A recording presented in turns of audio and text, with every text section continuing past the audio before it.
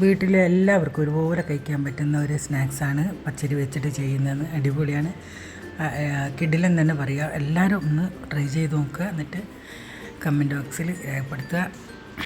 പച്ചരിപ്പൊടി, ഒരു കപ്പ് പച്ചരിപ്പൊടി പിന്നെ നല്ലോണം കുഴച്ചെടുക്കുക. ഉപ്പ് ചേർത്ത് കുഴച്ചെടുത്തതിന് ശേഷം പിന്നെ അതിലുള്ള വെള്ളം മുഴുവനും വലിഞ്ഞു പോണേ, ഇതേപോലെ കിട്ടണം നമുക്ക്. എന്നിട്ട് അതിൽ ഒരു കഷ്ണം ഇഞ്ചിയും പിന്നെ 4-5 കാന്താരി മുളകും ചേർത്തിട്ട് നല്ലോണം ഒന്ന് മിക്സിയിൽ അരച്ചെടുക്കുക. പിന്നെ നമുക്ക് വേണ്ടത് പുഴുങ്ങിയ ഉരുളക്കിഴങ്ങ്. അത് ഞാൻ 3 ഉരുളക്കിഴങ്ങ് എടുത്തിട്ടുണ്ട്. ആ 3 ഉരുളക്കിഴങ്ങ് ഇതുപോലെ ചുരണ്ടി ഇട്ട് കൊടുക്കുക.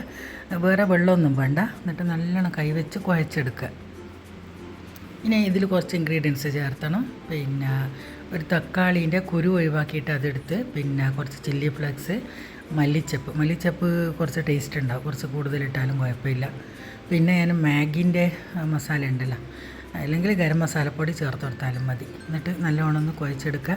ഇത് വെക്കും തോറും പിന്നെ അലിഞ്ഞു പോകും, അപ്പോൾ നമുക്കത് ഉരുട്ടിയെടുക്കാൻ പാടാണ്.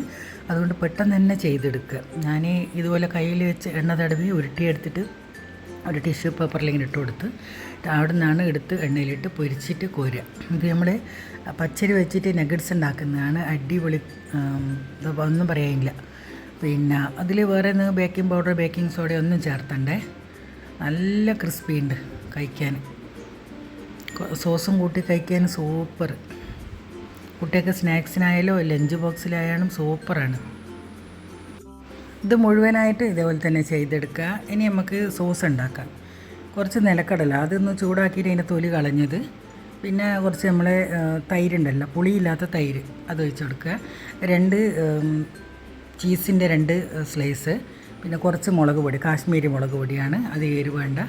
കുറച്ച് ഉപ്പും, വേറെ വെള്ളമൊന്നും ചേർത്തണ്ട. നല്ലോണം ഒന്ന് അരച്ചെടുക്കുക. അടിപൊളിയാണ് സോസ്. പിന്നെ കുറച്ച് ചില്ലി ഫ്ലേക്സും മല്ലിച്ചപ്പ് ഇട്ടിട്ട് ഒന്ന് അലങ്കരിച്ചെടുക്കുക. സൂപ്പർ എന്ന് പറഞ്ഞാൽ സൂപ്പർ. എല്ലാവരും ഉണ്ടാക്കി നോക്കുക. മക്കൾക്ക് ലഞ്ചിനായാലും സ്നാക്സിനായാലും ഇതന്നെ കൊടുത്തയക്കുക. അടിപൊളി. Bye, thank U.